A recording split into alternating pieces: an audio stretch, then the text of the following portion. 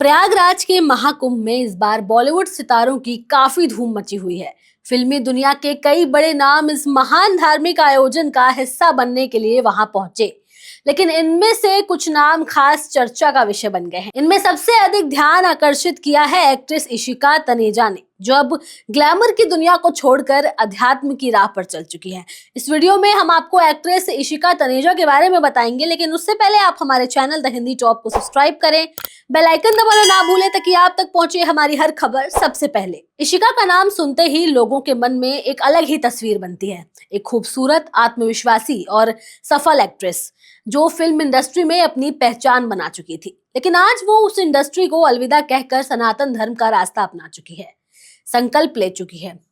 इस बदलाव की शुरुआत कैसे हुई और उनका सफर अब कहां तक पहुंचा, ये जानने के लिए हमें उनकी जिंदगी की यात्रा पर नजर डालना होगा।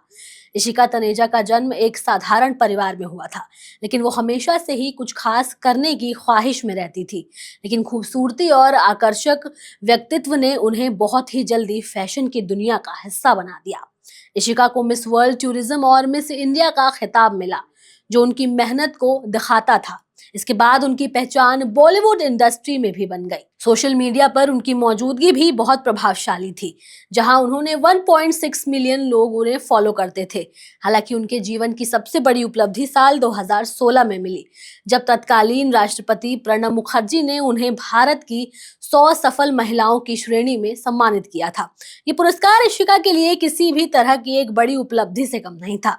इशिका तनेजा ने भले ही कम फिल्में की हों, लेकिन उनकी एक्टिंग को हमेशा सराहा गया। उन्होंने अपने फिल्मी करियर की शुरुआत साल 2017 में फिल्म निर्माता मधुर भांडरकर की फिल्म इंदु सरकार से की थी। ये फिल्म भारतीय राजनीति के संदर्भ में बनी थी और इशिका का अभिनय इसमें बहुत सराहा गया था। इसके बाद इशिका ने विक्रम भट्ट की OTT सीरीज हद में भी किरदार निभाया था, जिससे उन्हें OTT के दर्शकों के बीच काफी पहचान मिली। इशिका का नाम फिल्म इंडस्ट्री में केवल उनके अभिनय के लिए ही नहीं, बल्कि उनके और भी कई सारे कामों के लिए जाना जाता है।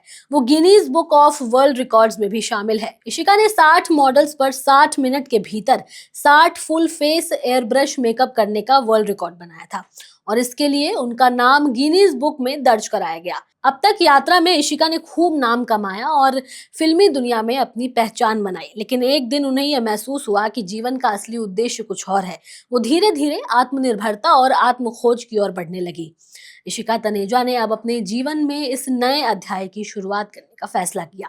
वो अब खुद को साध्वी नहीं बल्कि सनातनी मानने लगी। उन्होंने एक्टिंग की दुनिया को छोड़ने का और सनातन धर्म में प्रचार प्रसार का रास्ता चुनने का फैसला किया। उनके लिए ये एक नई यात्रा की शुरुआत थी, जिसमें वो धर्म और अध्यात्म के रास्ते पर चलने का मन बना चुकी थी। इशिका का कहना था कि मुझे साध्वी बनने की कोई चाहत नहीं है, लेकिन मैं सनातन धर्म का प्रचार करने की पूरी कोशिश करूंगी। ये बदलाव उनके भीतर एक गहरी आध्यात्मिक शांति और संतुलन की तलाश का परिणाम है। वो मानती हैं कि जीवन का असल सुख और शांति केवल आध्यात्मिकता ही है, ना कि भौतिक सुखों में। अब ये सवाल उठता है कि क्या इशिका तनेजा पूरी तरह से फिल्म इंडस्ट्री को छोड़ चुकी हैं?